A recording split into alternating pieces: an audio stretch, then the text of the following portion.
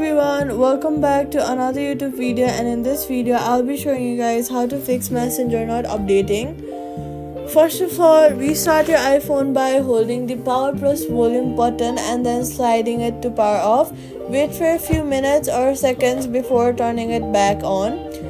Next, go ahead and refresh App Store.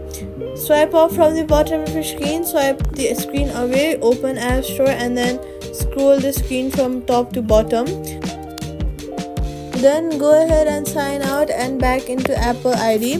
Then go to your App Store, search for Messenger and then try to update your Messenger account again.